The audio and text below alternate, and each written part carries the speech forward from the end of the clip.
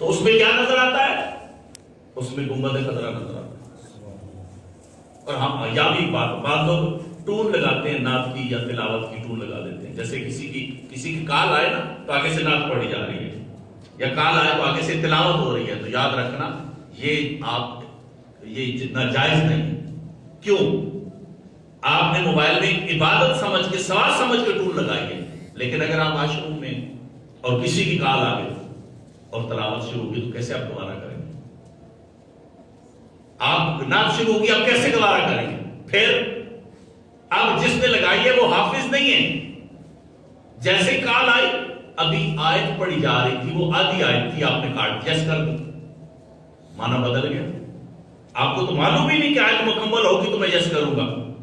ممکن ہے اس نے مس کال دی ہو، اور مس کال میں پوری آیت نہیں پڑھی جا رہی، آیت کا چھوٹا سا حصہ پڑھا گیا، آپ کو تو معلوم نہیں ہے کہ یہ کیا ہو رہا ہے۔ اس لیے سادی ٹون لگائیں۔ اچھا سادی ٹون کون لگائے گا؟ بڑا سمجھ لو اسے، کہتے ہیں نا دل بڈھا نہ ہوئے تو بندہ بڈھا ہی کیوں نہ۔ بعض اوقات بوڑھے بھی بڑے کمال کے نور جہاں کے گانے لگائے ہوتے ہیں، بوڑھے بھی، تو پھر جنازے میں ہے نا کئی دعا میں ہے، جب وہ ٹون بج جائے تو پھر بابا جی پریشان تو ہوتے ہیں کہ چٹی داڑھی ہے، ہوتے پٹکا بھی پتہ ہے، تسبیح بھی ہاتھ میں اور موبائل میں، تو کمال ہو گیا، تو پھر بابا پریشان ہو کہتا ہے نکل آئی، جس نہ نکاح جائے تو پھر وڈا کی جائے اسی۔ یعنی یہ سادی ٹون وہ لگائے گا جس کا دل سادہ ہوگا۔ مجھے بتاؤ سبحان اللہ نہیں گئے، دل سادہ لائیں کہاں سے؟ دل سادہ کہاں سے لائے؟ یعنی سادی ٹون وہ لگائے گا جس کی طبیعت میں سادگی ہوگی، طبیعت میں سادگی لگائیں، مزاج میں سادگی لائیں، اور یقین مانیں یہ مزاج میں سادگی آ جائے، طبیعت میں سادگی آ جائے، رہن سہن میں سادگی آ جائے، زندگی آسان ہو جاتی ہے۔ جس کے مزاج میں سادگی ہے نا، اب چل اس کو میں تھوڑی سی آپ کو آسان کر کے پھر میں بات اس پہ جو سمجھانا چاہ رہا ہوں کہ اگر مثال کے طور پہ طبیعت میں سادگی نہیں ہے، طبیعت میں تھوڑی اکڑ پن ہے، یعنی بننا سورنا ہے، گھر سے نکلنے سے پہلے شیشے کی جان نہیں چھوڑتے ہم، کافی دیر ہم شیشے کو دیکھتے رہتے ہیں اور دیکھ کے خوش ہوتے رہتے ہیں، آدھی زندگی تو یوں گزر جاتی ہے ہماری، اپنے آپ کو دیکھ کے خوش ہوتے رہتے ہیں، پتہ نہیں کب تک یہ خوشی رہے گی۔ تو اب کہنے کا مطلب یہ ہے کہ اگر کسی محفل میں جلدی سے کوٹ پہن کے چلے گئے مثال، اور یہ بٹن ٹوٹا ہوا تھا تو ٹھیک ہے، اگر مزاج میں سادگی ہے، طبیعت میں سادگی ہے تو ٹھیک ہے، ٹوٹا ہے کوئی مسئلہ نہیں، لیکن اگر مزاج میں سادگی نہیں ہے، دل میں لڈو پھوٹتے ہیں، اپنے آپ کو یوں سینوں کا بادشاہ سمجھتے ہیں، اپنے آپ کو سمجھتے ہیں کہ میرے جیسا کوئی ہے ہی نہیں ہے، تو اب وہ پوری محفل میں بیٹھ کے نا اس کا توجہ کسی طرف نہیں ہوگی، بار بار یوں کرے گا، کوئی دیکھ تو نہیں رہا، بار بار بٹن اس کو کوئی دیکھ نہ لے بٹن ٹوٹا ہو، یہ مزاج ہے۔ اس مزاج، اب اس کا سائیڈ ایفیکٹ کیا، نقصان کیا ہے؟ گئے بزم میں، محفل میں گئے، کوئی دین کی بات سنیں گے، اب سارے لوگ گانے سن رہے ہیں توجہ سے، اسے بٹن کی فکر لگی ہوئی ہے، اوہ بٹن ٹوٹا ہوا تھا، دیکھا نہیں، لگا کے آتا، پوری محفل میں بٹن ہی بٹن ہوتا رہا، پتہ ہی نہیں چلا سنا کیا، پتہ ہی نہیں چلا بات ہوئی کیا، مقصد سے رہ گئے، جس کام کے لیے گئے وہ کام وہ رہ گیا، بہت اہم میٹنگ تھی، بہت اہم معاملہ تھا، کسی کے پاس جا کے بات کرنے، کسی یہاں بھی نفسیاتی طور پہ بھی ہم غلام ہو جاتے ہیں، نفسیاتی طور پہ، مثال کے طور پہ ایک بہت بڑا آدمی ہے جسے ہم بڑا سمجھتے ہیں، افسر ہوگا،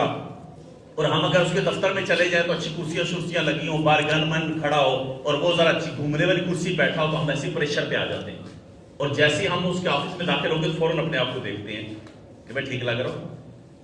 نفسیاتی طور پہ یہ اپنے نفسیاتی اس کا اثر ہوتا ہے۔ اب ہم نے بہت اہم بات کرنی تھی، بہت اہم مسئلے کے لیے گئے، نفسیاتی طور پہ ہم اتنے پریشر میں آ گئے کہ ہم یہ دیکھتے رہے، اوہ مجھے یہ جیکٹ نہیں پہن کے آنی چاہیے، مجھے تو فلاں جیکٹ پہن کے آنی چاہیے، اوہ میں نہیں کپڑوں میں آ گیا، مجھے جو اس مقصد کے لیے آئے تھے وہ مقصد ہی بھول کے اپنے لباس پہ توجہ رہی ہے۔ تو اگر طبیعت میں سادگی ہے، مزاج میں سادگی ہے، انداز میں سادگی ہے، تو اس سے پرواہ ہی نہیں ہے کہ میں کہاں آیا ہوں، میں نے کیا پہنا ہے، مقصد یہ کس کام کے لیے آیا ہوں، مقصد پہ رہیں گے۔ جب مقصد پہ رہیں گے تو نقصان ہوگا نہیں، جس مقصد کے لیے آئے ہیں وہ مقصد پورا ہو جائے گا، اس مقصد پہ کامیاب ہو جائیں گے۔ تو ہماری زندگی ہے ہی تھوڑی سی ہے، کتنی ہے؟ اب جتنے مختلف عمر کے ہیں آدمی، اب مثال میری عمر 47 سال ہے، 50 کے قریب جا رہا ہوں، تو مجھے ماضی خواب نظر آتا ہے، خواب دیکھ رہا تھا آپ کو بھی ایسا نہیں۔ آپ جتنے بیٹھے ہیں جنہوں نے اسکول پڑھا ہے، میٹرک کیا یا کچھ پڑھا، بولے باتیں یاد ہی نہیں، ہاں بس یہ بڑا مزے کا وقت ہے، لیکن خواب ہے گزر گیا۔ روایت میں آتا ہے بروزے قیامت ایک شخص کو بلایا جائے اور پوچھا جائے گا دنیا میں کتنا عرصہ رہا، دنیا میں کتنا عرصہ، بہت وزنی جملہ ہے۔ بروز قیامت ایک شخص کو بلایا جائے گا اور پوچھا جائے گا دنیا میں کتنا عرصہ رہا، وہ کہے گا ایک دن یا اس سے کچھ زیادہ، 50 سال 60 سال 70 سال 80 سال،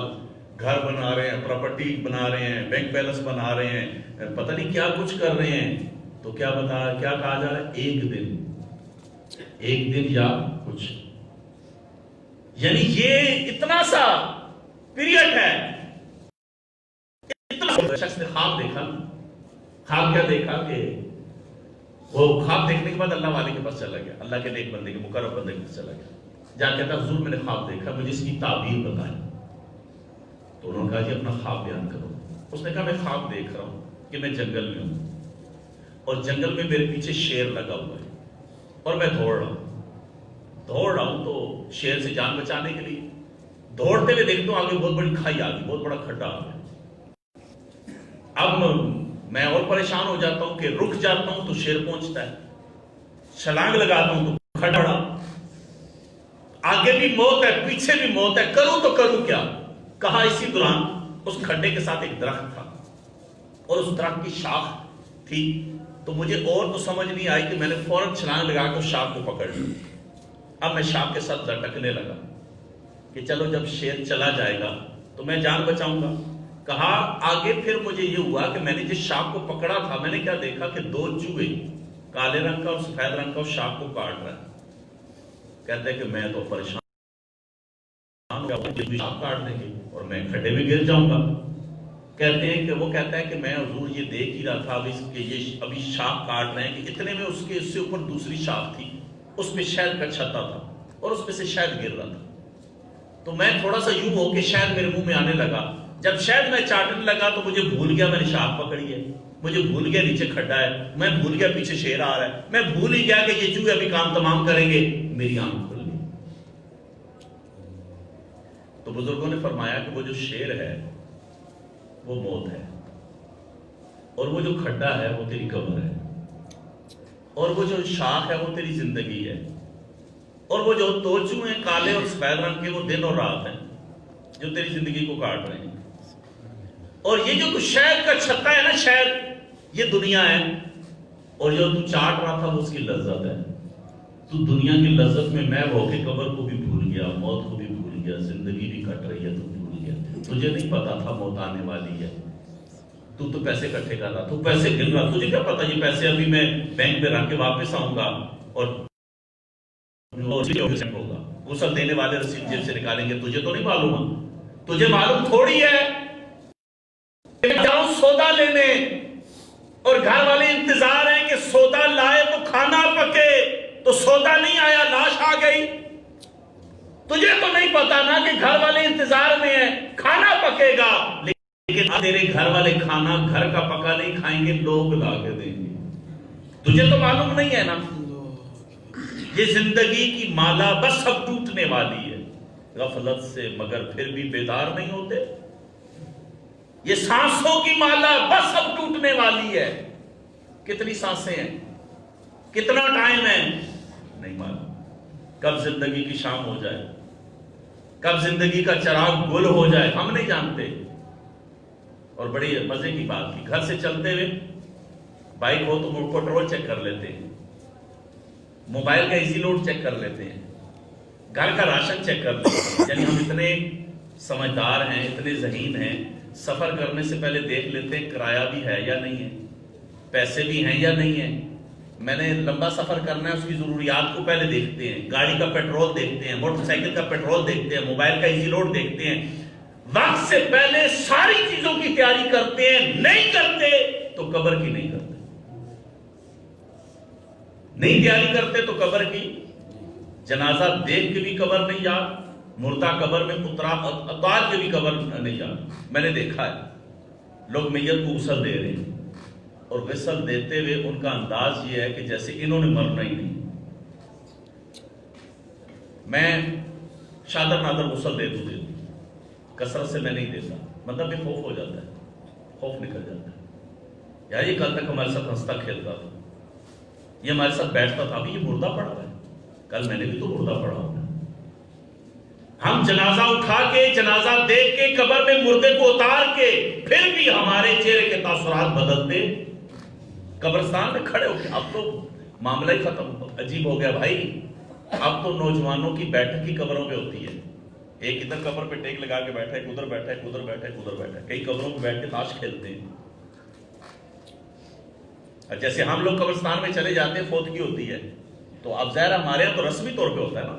ثواب کی نیت سے تو کوئی نہیں ہوتا۔ ہم نے کیونکہ وہ ہمارے ابا کی قبر میں دفنانے تک موجود تھا، مجھے بھی رہنا ہے، ہمارے بدلے اترتے ہیں نا، ثواب کی تو نیت ہی نہیں ہے۔ اب اگر میت کو قبرستان لے کے چلے گئے تو ہم اس قبر کے اوپر بیٹھ گئے، ایک ادھر بیٹھ گیا، قبروں کے اوپر بیٹھ جاتے ہیں۔ اللہ کے نبی صلی اللہ علیہ وسلم نے فرمایا، اے ابو ہریرہ، کیا تم یہ پسند کرو گے کہ تمہارے ہاتھ پہ انگارہ رکھا جائے اور وہ انگارہ تمہارا گوشت جلا دے یہاں تک کہ ہڈی نکل آئے؟ عرض کی یا رسول اللہ نہیں، میں کبھی پسند نہیں کروں گا۔ کہا قبر پہ بیٹھنا ایسا ہی ہے، قبر پہ بیٹھنا ایسا ہی ہے۔ اور روایت میں آتا ہے کہ جب کسی قبر کے اوپر پاؤں آئے تو مردے کو تکلیف ہوتی ہے، اسی لیے حکم ہے کہ اگر قبرستان مجبوراً جانا پڑے تو سورہ تکاثر پڑھ لو، الہاکم التکاثر، سورہ تکاثر پڑھ لو۔ کیوں؟ اگر کسی قبر کے اوپر نہ جاتے ہوئے پاؤں آ گیا تو مردہ خوش ہوگا کسی نیک آدمی کا پاؤں آیا۔ یہ قبروں کے اوپر بیٹھنا ہمارا رواج بن گیا ہے۔ اب جن لوگوں نے دفنانا ہے انہی کی ضرورت ہے، ادروائز زیادہ لوگوں کی ضرورت نہیں ہے۔ مولانا حضرات کی ضرورت ہے جنہوں نے تلقین پڑھنی ہے، دعا پڑھنی ہے۔ یہ ایکسٹرا جو لوگ ہیں انہیں قبرستان کی باؤنڈری سے باہر رہنا چاہیے۔ وہاں اس سے بڑا یہ سمجھے کہ ظلم یہ ہے کہ وہاں بیٹھ کے مزے سے ہنس رہے ہیں، گپے لگا رہے ہیں، سوٹے لگا رہے ہیں، یعنی یہ آدمی تصور ہی نہیں کر سکتا یہ جنازے میں آیا ہوا ہے۔ چلے پھر مانے یوں کہ آپ قبرستان چلے گئے، ایک ادھر بیٹھا تلاوت کر رہا ہے، ایک ادھر بیٹھا تلاوت کر رہا ہے، کوئی ذکر کر رہا ہے، کوئی تسبیح پڑھ رہا ہے، سارا سناٹا چھایا ہوا ہے، صرف آواز ہے تو اللہ کے ذکر کی ہے، پھر بھی ٹھیک ہے۔ لیکن یہاں ایسا تو نہیں ہے، یہاں ایسا نہیں ہے۔ اور اس کو میں اگر آسان کر کے سمجھاؤں، اگر میری والدہ کی قبر ہے، آپ میں سے کسی کے والد یا والدہ کی قبر ہے، کیا آپ پسند کریں گے کہ آپ کی والدہ کی قبر کے اوپر کوئی بیٹھے؟ شرعی مسئلے سے ہٹ کے ویسے نفسیاتی طور پہ بات کر رہا ہوں، آپ کو پسند ہے؟ تو کسی کی قبر پہ بیٹھنا آپ کو کیسے پسند ہے؟ مومن وہ جو اپنے لیے پسند کرے، جو وہ دوسرے کے لیے بھی پسند کرے۔ جب آپ یہ پسند نہیں کرتے، جب میں یہ پسند نہیں کرتا کہ میری والدہ کی قبر پہ کوئی بیٹھے، میرے بھائی کی قبر پہ کوئی بیٹھے، میری ہمشیرہ کی قبر، جب میں نہیں پسند کرتا تو میرے بھائی جس کی قبر پہ تو بیٹھ رہا ہے وہ بھی کسی کی ماں ہے، کسی کا باپ ہے، شرعی طور پہ اس کی اجازت نہیں ہے۔ قبرستان کو رستہ بنانا اس کی بھی اجازت نہیں، اس سائڈ سے گزرو ادھر سے گزر جاؤ، اس کی بھی شرعی اجازت نہیں۔ لیکن ہم لوگ کیونکہ ہمارے یہاں اب تو چودراہٹ کا دور ہے بھائی، اب میں تو بے باک بولتا ہوں، اس لیے بے باک بولتا ہوں کہ ایسا تھوڑی ہے کہ مجھے محلے والے تنخواہ دیں گے، ایسا بھی تھوڑی ہے کہ اگلے جمعے سے استاد جی نہ آئے اور سب مولوی رکھ کے دیں، ایسا بھی نہیں ہے۔ بعض جگہوں پہ تو مولوی صاحب بولیں تو پھر بعد میں کمیٹی والے کہیں استاد جی ہم چھٹی کرو نا، ایسا بندہ دعا کرنا ہے، کیونکہ ہم تو چودھری ہیں، ہم تو ملک ہیں، ہم تو حق بات نہیں سن سکتے، ہمیں تو حق بات کریں گے تو ہمیں تو برا لگتا ہے۔